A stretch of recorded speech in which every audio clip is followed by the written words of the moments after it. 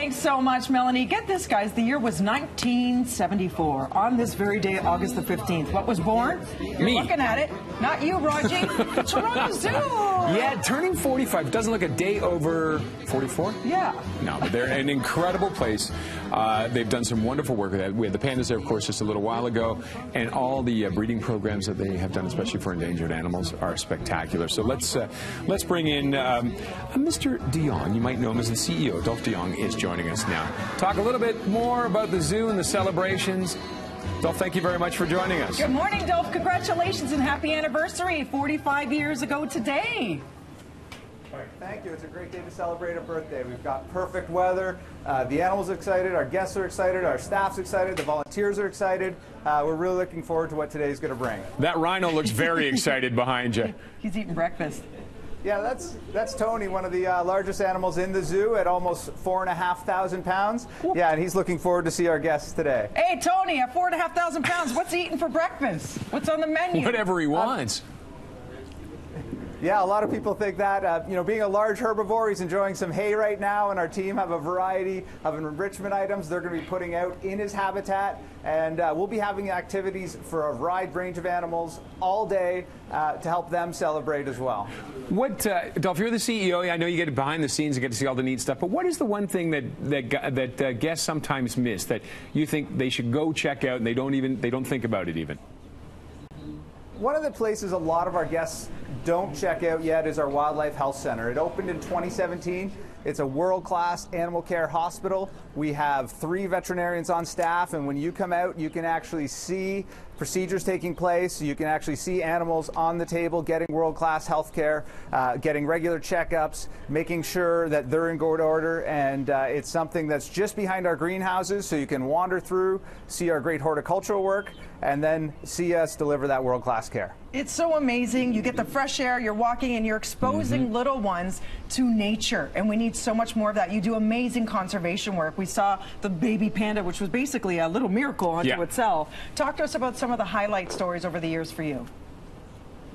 For us, those highlight stories start really, really close to home, from the release of almost 200 Blandings turtles into the Rouge National Urban Park, to the reintroduction of Vancouver Island marmots to Vancouver Island. That population, only 300 of them left on the planet, 138 of them bred right here at your Toronto Zoo.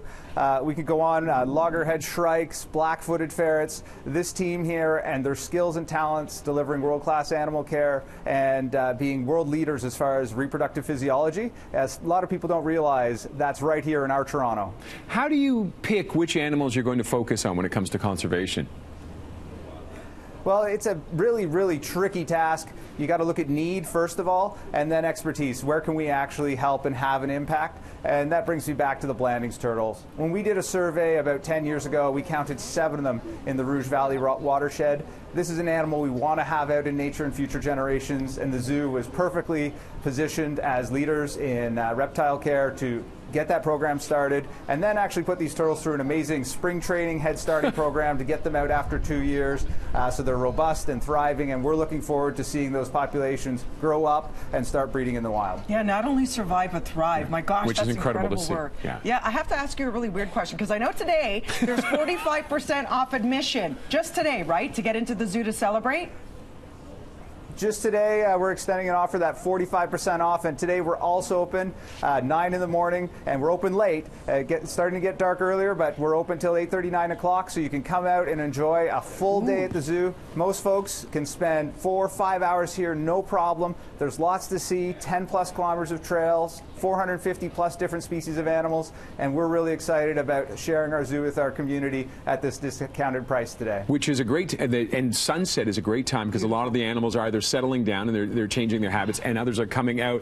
And just one last quick question before we go: who's left from the 45 years ago of the animals? Well, we have some of our iconic animals still here. We have 2 of the gorillas, we have Poopy the orangutan, and some of our long-lived reptiles are also here. So when you get a chance, make sure you swing by both our Indonesian and African pavilions and get through the African savanna. See, my weird question was going to be not pick your favorite animal, because as Papa, CEO of the zoo, you can't. But which animal do you think best represents you, Dolph? Ooh, that is a tricky question. Poopy the orangutan.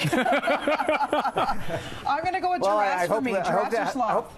Raj? What's that? For me, well, I hope to have Poopy's longevity for sure.